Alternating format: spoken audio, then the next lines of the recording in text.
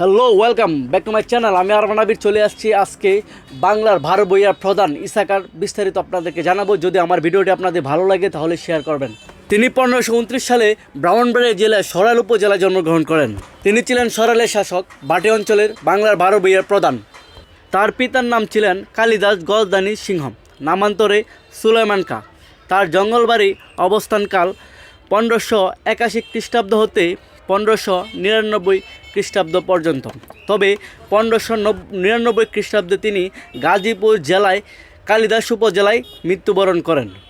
তবে এখন যে আপনারা ভবনটি দেখছেন ইসাকার, সেটা নতুনভাবে সংস্কার করা হয়েছে, অনেক সুন্দর। সেটা ইসাকার জাদুঘর এবং পাঠাগার হিসাবে রাখা হয়েছে। তবে সব দরজাগুলো এখন বন্ধ। ইতিহাস জানার খুবই আগ্রহী, তাই দেশ থেকে দেশান্তরে ছুটে চলা।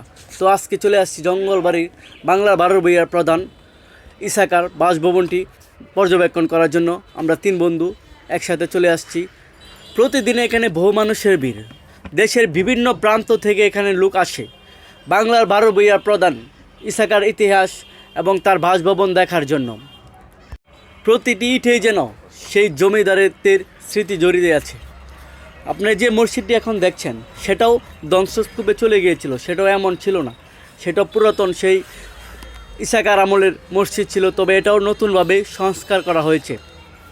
তো আমি আপনাদেরকে বলবো, ইসাকার যে নতুন রূপটি দেওয়ার পর আপনারা যারা এখনও আসেননি, এখানে ঘুরতে আসেননি, তারা অবশ্যই এখানে ঘুরে যাবেন। তবে এখন সুন্দর দেখা যাচ্ছে, সেই পুরনো ইসাকার দুর্গটি আর নেই, এখন সেটি নতুন রূপে রূপান্তর করা হয়েছে। এই যে বাসভবনটি দেখছেন সেটা সংস্কার করা হয়নি। এটা যারা এখানে বসবাস করে, যারা পর্যবেক্ষণ করে এই ইসাকার বাসভবনটি, তারা এখানে বসবাস করে। অনেক কিছু ঘোরাঘুরির পর একটি নীল সাইনবোর্ড দেখতে পেলাম, এই যে আপনারা দেখছেন। তারপর আরও দেখতে পেলাম কিছু কবর। এই যে মসজিদের পাশে দেখতে পাচ্ছেন কিছু কবর, তো এগুলো ওনাদেরই বংশধরের।